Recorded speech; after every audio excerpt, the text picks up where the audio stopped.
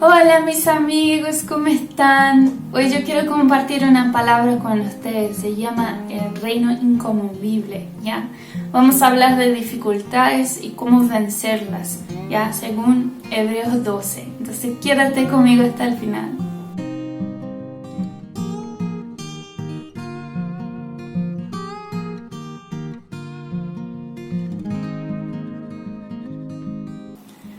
Bueno amigos, yo andaba un poco ansiosa en los últimos tiempos y muy preocupada con las cosas de mi vida, con mis problemas, con mis dificultades. Y esto produjo mucha ansiedad, mucha angustia en mi corazón. El año de 2020 fue un desafío para muchas personas, la cuarentena y todo. Aquí en Chile todavía estamos más o menos en este proceso. Y ha sido muy desafiador todo eso. Y bueno, todas estas dificultades producieron mucha ansiedad en mi corazón. Y yo no quiero más, ¿me entienden? Y ahí fui a orar y pedir a Dios que me quitara eso, que me enseñara cómo vencer eso, cómo superar eso. Y bueno, Dios me contestó. Así que esta palabra es la respuesta de Dios para mí, ¿ya? Le estoy compartiendo la verdad mi vida hoy, lo que Dios me ha hablado y todo. Y bueno, la primera respuesta que Dios me dio, el gran resumen de por qué yo andaba tan ansiosa. Dios me dijo, usted no está estudiando y no entiende bien la eternidad. Eso. Y bueno, esa era verdad. Ya, entonces empecé a estudiar mucho los últimos días, la eternidad, la vida eterna y todo. Y Dios me llevó a estudiar Hebreos capítulo 12, que son consejos del apóstol Pablo de cómo vencer las dificultades de esta vida y cómo ser un héroe de la fe, ya, vencer todo eso. Y eso quiero compartir con ustedes. Es muy importante decir que nosotros sabemos que toda la dificultad, todo el sufrimiento que pasamos en esta vida, para los hijos de Dios, tiene un propósito y es temporario. Ya, esto lo sabemos y listo, es lo que la Biblia dice. Y dentro de este entendimiento es que el apóstol Pablo escribe Hebreos capítulo 12. Y antes de entender el capítulo 12, yo quiero recordarle que el 12 fue escrito para encerrar el pensamiento del 11, que es el capítulo que hablamos mucho aquí en la iglesia sobre los héroes de la fe. Personas que por causa del evangelio vencieron muchas dificultades y tenían una misión, todas ellas tenían un propósito, ¿ya? Y vencieron cosas muy difíciles, ¿ya?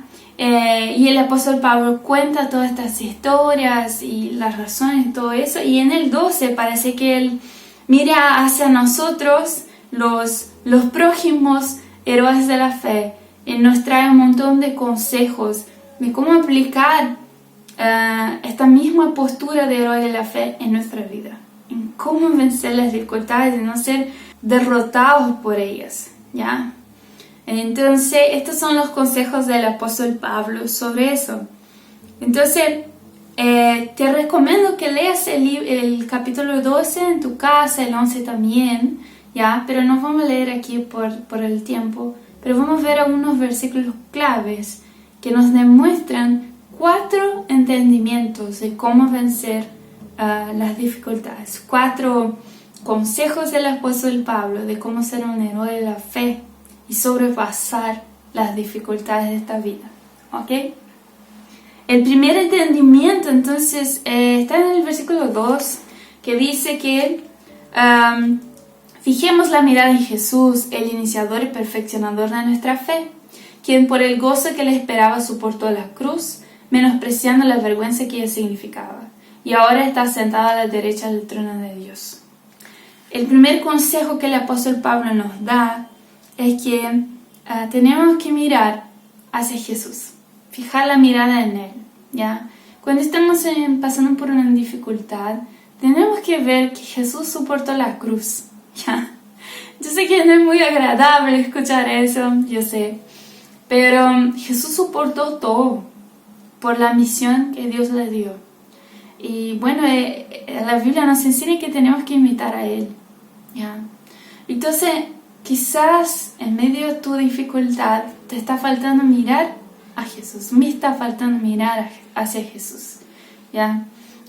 Por ejemplo, no sé, tiene alguien en tu trabajo o familia que te persigue, que no te gusta a ti, que habla mal de ti y todo, y quizás tú tienes ganas de responder a la persona y todo, pero la Biblia dice que no podemos hacer eso, que tenemos que amar incluso a los que nos persiguen, que nos maltratan, ¿ya? Y bueno, Jesús es el mejor ejemplo para eso, porque Él fue crucificado por eso, por personas que no le gustaban a Él. Y a veces nos olvidamos de eso, ¿cierto? Porque siempre nos molestamos con alguien, nos ofendemos con alguien. Y bueno, Jesús podría hacer eso, pero no lo hizo. Y somos llamados a actuar de la misma forma que Jesús. Eso es simple. El entendimiento es simple. Ahora practicar, de verdad es un desafío, pero tenemos que hacer como Jesús. De verdad esta pregunta, ¿qué Jesús haría en mi lugar? Esta que tenemos que hacer. No te olvides en medio de la dificultad mirar hacia Jesús y preguntar, con esta dificultad, ¿cómo Jesús actuaría? ¿Ya? Este es el primer consejo del apóstol Pablo. Entonces, fíjate en Jesús. El segundo consejo es que Dios disciplina a sus hijos. ¿Ya? También me gusta mucho de escuchar eso, pero en fin. En el versículo 5 y 6 dice, y ya han olvidado por completo las palabras de aliento que como a hijo se le dije, hijo mío, no tomes la ligera la disciplina del Señor, ni te desanimes cuando te reprenda, porque el Señor disciplina a los que aman y azota a todo el que recibe como hijo. O sea, la Biblia dice que Dios disciplina a nosotros. Y en este contexto de este texto ahí, está hablando de dificultades. O sea, Dios utiliza las dificultades para disciplinarnos. No es muy agradable también escuchar eso. Quizás no haya muchas palabras sobre eso hoy en día. Pero Dios nos quiere enseñar, ¿ya? La verdad es que yo ya dice eso, que a veces pasamos mucho tiempo en la iglesia y pensamos que ya estamos listos. Que somos súper santos, súper tranquilos. Pero esto no es verdad, ¿ya? Sí somos nuevas criaturas en Cristo, pero todavía tenemos que santificarnos, ¿ya? El pecado todavía lo cometemos y tenemos que parar de cometerlo, ¿ya? Estamos en un proceso de santificación, yo y tú. Y muchas veces para eso pasar, Dios nos disciplina, Dios nos corrige, Dios nos enseña, y muchas veces la dificultad es el mejor método que nosotros tenemos para aprender, ¿ya? Entonces Dios utiliza mucho eso. Y en el versículo 11, son varios versículos que siguen, que hablan de eso, pero saltando un poco, en el 11 dice, ciertamente ninguna disciplina en el momento de recibirla parece agradable, sino más bien penosa. Sin embargo, después produce una cosecha de paz y justicia para quienes han sido entrenados por ella. Entonces, el apóstol Pablo así como hace el resumito de este consejo y dice, bueno, la dificultad cuando tú estás pasando por ella puede ser muy desagradable, pero tú sabes que al final, en largo plazo, ella produce algo en ti, ella te entrena, ¿ya? Exactamente esta palabra él usa, que la dificultad te entrena. La disciplina del Señor te entrena, ¿ya? Y no podemos rechazar eso. Muchas veces nos quedamos enojados con Dios cuando pasan cosas malas o queremos alejarnos de nuestra fe y todo. Pero la verdad es que la disciplina produce algo bueno en nosotros. Y usted seguro que tiene una historia para contar sobre eso. Yo tengo muchas, ¿ya? Donde una dificultad me enseñó muchas cosas, ¿ya? Entonces Dios utiliza estas cosas para enseñarnos y dice que esto produce una cosecha de paz y de justicia en nosotros, ¿ya? Entonces las dificultades, como yo hablé antes, tienen un propósito. A los hijos de Dios tienen un propósito. Entonces no podemos olvidar de eso y también no rechazar a Dios por eso, porque Él está haciendo eso por amor y porque nos quiere enseñar. Y nosotros no somos perfectos todavía. Necesitamos de este entrenamiento. Somos muchas veces malos, no sabemos perdonar, nos quedamos enojados con personas. Nos falta todavía el carácter de Cristo. Y la dificultad viene para eso. Entonces, aceptar eso es como aceptar el amor de Dios. Es como aceptar que tú no eres perfecto y tú necesitas de ayuda, ¿ya? Entonces, quizás tu dificultad venga para eso. El tercer consejo, entonces, está en el versículo 16 y 17. Que este tercer consejo es básicamente: no vendas tu relación con Dios por un placer momentáneo, ¿ya? Dice así en el 16: y de que nadie sea inmoral ni profano como Esaú, quien por un solo plato de comida vendió sus derechos de hijo mayor. Después, ya como saben, cuando quiso heredar esta bendición fue rechazado. No se le dio lugar para el arrepentimiento, aunque con lágrimas buscó esta bendición. Si usted no conoce la vida de Esaú, voy a resumir muy básicamente, estudié eso, pero Esaú era el hijo mayor y tenía una herencia, ¿ya? Una herencia de la parte de la familia y de la parte de Dios, ¿ya? Y él era cazador y un día fue a cazar, a trabajar y todo. Volvió de eso muy cansado y con mucha hambre. Esta era su dificultad. Y viene el hermano menor y le ofrece un plato de lentejas si él lo vendiera su herencia para él, ¿ya? Entonces Esaú, sin pensar dos veces, vende toda su herencia por un plato de lentejas. Parece absurdo para nosotros eso, pero la verdad es que Esaú estaba con una dificultad ahí. Él estaba con hambre y muy cansado. Entonces él toma el camino más fácil y cambia su relación con Dios, vende su relación con Dios por quitar el dolor que le estaba pasando, por quitar su sufrimiento momentáneo. Y muchas veces juzgamos a Esaú, pero hacemos la misma cosa. Yo ya hice un montón de veces, ¿ya? Queremos quitar esta dificultad de una vez, queremos quitar este dolor de una vez, y haciendo eso vendemos la bendición del Señor, vendemos nuestra relación con Dios. Queremos, en vez de fijar la mirada en Jesús, en vez de entender que Dios nos ama y por eso nos disciplina, no, nosotros tomamos el camino más fácil y vendemos nuestra relación. ¿Pero cómo? ¿De qué manera práctica? Es muy simple. Estamos pasando por una dificultad y ¿cuál es la primera cosa que queremos hacer? Dejar de orar, dejar de ir a la iglesia, dejar de leer la Biblia. En serio, vamos a ser honestos, vamos a ser sinceros aquí. Es la primera cosa que pasa en nuestra cabeza. Es la misma actitud de Esaú. No quiero estas cosas de Dios, quiero que mi dolor quite, ¿ya? Entonces vendemos las cosas de Dios para tener un placer momentáneo. Y esto es justamente el consejo que Pablo nos da para no hacer, ¿ya? Entonces cuida que en medio de las dificultades te vendrán tentaciones de desistir de tu fe, de desistir de tu relación con Dios, tomar el camino más fácil. Pero no lo hagas eso, tú estás cambiando un tesoro muy valioso por algo que no vale nada, ¿ya? Esto es un placer momentáneo. Entonces, este es el contexto de este consejo. Vamos a mirar todos los consejos de nuevo para no olvidar. El primer consejo es fijar la mirada en Jesús cuando estamos en la dificultad. Después es entender que Dios disciplina a sus hijos porque los ama y aceptar que las dificultades vienen para un proceso de santificación que necesitamos, ¿ya? Y el tercero es no vender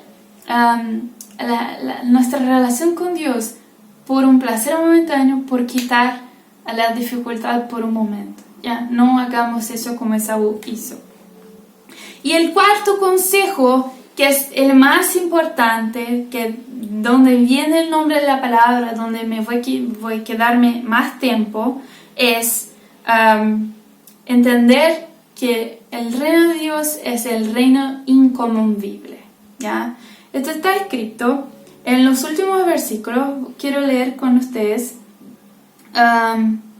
Puede ser del 26. Ya dice: en aquella ocasión su voz conmovió la tierra, pero ahora ha prometido una vez más: haré que se estremezca no solo la tierra, sino también el cielo. La frase una vez más indica la transformación de las cosas movibles, es decir, las creadas, para que permanezca lo inconmovible.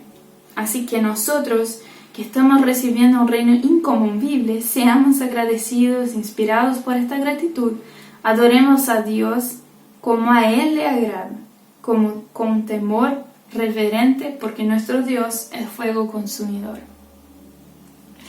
Bueno, me gustó mucho este versículo, porque básicamente el apóstol Pablo está diciendo: todas estas cosas pasarán, todas estas cosas son movibles, ¿ya? Las dificultades son movibles, nuestra vida es movible, todo va a pasar, nuestra vida va a pasar así. Cualquier dificultad que tengamos va a pasar muy, muy rápido. Y a veces nos olvidamos de eso. Y eso fue lo que más me olvidé en estos últimos tiempos. Y Dios me habló: tú te estás olvidando de que tú fue hecha para la eternidad, ¿ya? Entender que quizás todo sea movible aquí en esta tierra, pero tenemos un reino que es fijo. Somos llamados para la vida eterna, que es fija, que no se mueve, que no se conmueve, que mientras toda nuestra vida está así, mal y todo, trabajamos para un reino que es fijo, que es firme, que es fuerte, ¿me entienden? Y con eso quiero leer con ustedes algunos textos que Dios me llevó a leer en Apocalipsis. La verdad es que yo ya leí muchas veces Apocalipsis, pero no entendiendo mucho bien. Y de esta vez Dios me dio la revelación de los últimos tiempos, ¿ya?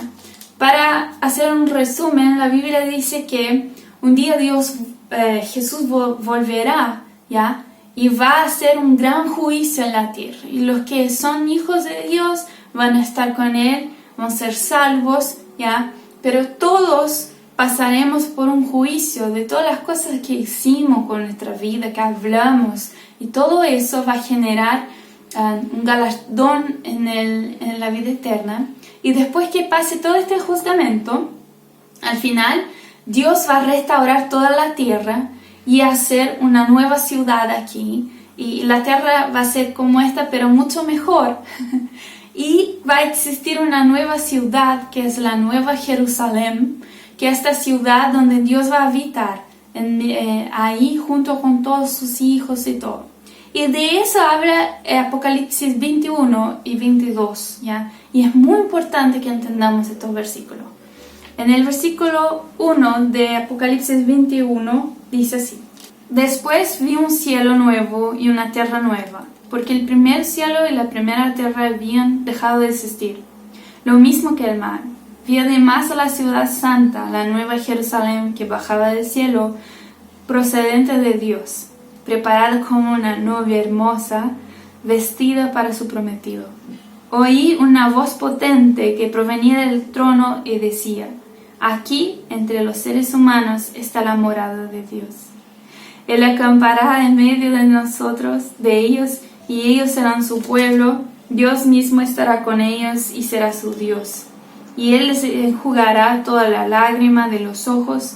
Ya no habrá muerte, ni llanto, ni lamento, ni dolor, porque las primeras cosas han dejado de existir. Bueno, esta es la primera promesa, ¿ya? Un día vamos a vivir con Dios y Dios con nosotros. Y todo el dolor, toda la dificultad no existirá más, ¿ya? Este es quizás el mayor motivo de por qué no hay que preocuparse con esta vida. El mayor motivo de por qué la ansiedad no hace sentido delante la eternidad con Dios. Me encantó mucho el versículo 3 que dice que Dios va a morar con nosotros. Su morada va a estar ahí y nosotros vamos a ser de Él y Él será nuestro Dios. Y después Él nos promete que las cosas antiguas, las cosas que vivimos hoy van a dejar de existir. Son conmovibles, ¿ya? Van a dejar de existir. Y solo va a quedar su reino. Después, en el versículo 22, quiero continuar leyendo contigo. En el 22 dice: no vi ningún templo en la ciudad, porque el Señor Dios Todopoderoso y el Cordero son su templo. La ciudad no necesita ni sol ni luna que le alumbren, porque la gloria de Dios la ilumina y el Cordero es su lumbrera. Continuando, en el capítulo 2, versículo 1 dice: luego el ángel me mostró un río de agua de vida, claro como el cristal que salía del trono de Dios y del Cordero, y corría por el centro de la calle principal de la ciudad. A cada lado del río estaba el árbol de la vida, que produce 12 cosechas, al año una por mes, y las hojas del árbol son para la salud de las naciones, ya que no habrá maldición. El trono de Dios y del Cordero estará en la ciudad, sus siervos lo adorarán, lo verán cara a cara y llevarán su nombre en la frente. Yo lloré mucho esta semana leyendo estos versículos y todavía me emocionó mucho, porque yo pienso cuántas veces yo me quedo pensando en mis problemas, en mis ansiedades, cuando esto me espera. Va a llegar el día que vamos a ver cara a cara a nuestro Dios. Va a llegar el día donde no habrá muerte ni dolor. Va a llegar el día de que Dios va a hacer todo de nuevo, ¿ya? Y es muy interesante que en el 22 dice que el árbol de la vida está ahí. El mismo árbol de la vida que estaba ya en el inicio. ¿Sabes qué eso significa? Que la intención de Dios desde Génesis hasta ahora es habitar con nosotros, es morar con nosotros. Es lo que Él siempre quiso.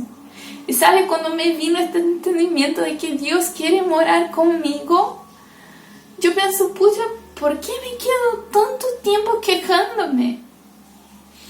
¿Por qué me ofendo tanto con la gente? ¿Sabes qué? Yo quiero gastar mi vida hasta el último segundo hablando a la gente. Conviértase, busque a Dios, porque te está esperando algo tan mayor que eso.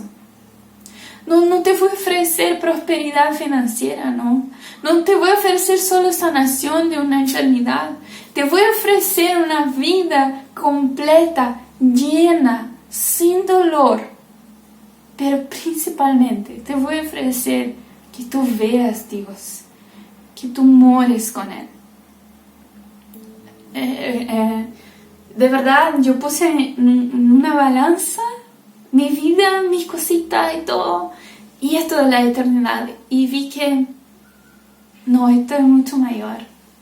De verdad te quiero hacer esta invitación en el final. Quizás tú estás muy ansioso y muy preocupado con tu vida porque todavía no te ha caído la ficha, la idea de que la vida eterna es mucho mayor que eso. ¿Ya? Quizás tú estás tan concentrado en tu trabajo, en tu carrera, en tus cosas, porque tú quieres comprar las cosas y todo, y tú te estás olvidando de que tú tienes un llamado mucho mayor, que es predicar, que es hablar a la gente. Mira, Jesús está volviendo, arrepiéndase, vamos a vivir con Dios, Él va a restaurar todas las cosas. Quizás te está faltando, me está faltando el entendimiento de que mi jubileo es en el cielo. Quizás me está faltando eso. Yo conocí una pastora que impactó mucho mi vida. Era una señora súper pentecostal, así, con su manera muy distinta de la mía. Pero tenía una fe gigante y ella pasó por un cáncer. Una vez se sanó, continuó siendo pastora y todo, y después volvió el cáncer. Y una amiga mía la fue a visitar y la encontré en el hospital con quimioterapia, así débil físicamente, pero estaba con su guitarra tocando alabanzas en el hospital y las enfermeras le decían que ella no paraba de hablar de Jesús a la gente. Y le hablaba a todos, le hablaba a sus colegas en el hospital y todo, y no paraba. Y ahí hasta mi amiga le preguntó, pero pucha, usted no tiene que descansar, ya no viviste toda tu vida para Jesús, ya no hiciste tanto, ahora descansa, tú estás enferma, es tu derecho sufrir, es tu derecho descansar. ¿Y sabes qué ella dijo para ella? Ella dijo así, no, mi jubileo está en el cielo. Si Dios me quiere llevar, me voy tranquilamente feliz, pero mientras esté en esta tierra, no voy a dejar de hablar de mi Dios. No voy a dejar de hablar a la gente que se convierta. Que el reino de Dios está viendo. Que Jesús está volviendo. Ella tenía todas las excusas. Quizás la mayor excusa. Cáncer. Para no hablar de Jesús. Pero no lo hizo. Porque yo creo que ella entendió la eternidad. Y eso me está faltando. Y yo estoy emocionada, pero también arrepentida. Porque no quiero más pasar mi vida pensando que lo que importa está aquí. Porque no está. Lo que importa es mi Jesús que volverá. Y la nueva ciudad de Jerusalén, que es nuestra tierra prometida. Que es nuestra promesa. Y por eso los héroes de la fe están aguardando, como dicen los últimos versículos del capítulo 11. Por eso están aguardando, por eso yo estoy aguardando, por eso tú estás aguardando. ¿Ya? Entonces, para encerrar la palabra, no te olvides del reino inconmovible. Para eso que fuiste llamado, para eso que existe, para eso que tú vives. ¿Ya? Vamos a orar. Jesús, te doy muchas gracias por esta palabra, que nosotros podamos, Señor, acordar de eso, que este entendimiento no salga de nuestro corazón, ni de nuestra mente. Queremos vivir para tu reino que vendrá. Y como dice en Apocalipsis 2:22, que tú vengas, Jesús, nuestro amado, venga a buscarnos, venga a establecer tu justicia y que las naciones, Señor, declaren que tú eres Dios Todopoderoso. Queremos ver tu faz, queremos ver tu rostro, queremos estar en este reino inconmovible y que podamos entender esto en nuestra vida, Señor. En nombre de Jesús. Amén. Amén, chicos. Perdón, se me extendí mucho, pero es muy importante eso. Muchas gracias por mirarte aquí.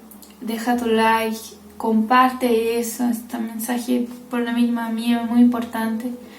Que más personas puedan entender, que más cristianos puedan entender eso. ¿Ya?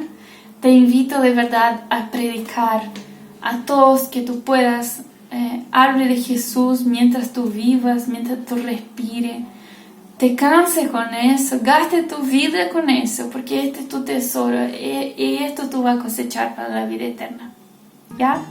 Un beso, que Dios te bendiga mucho, ¿ya? Y un gran abrazo de nuestra iglesia.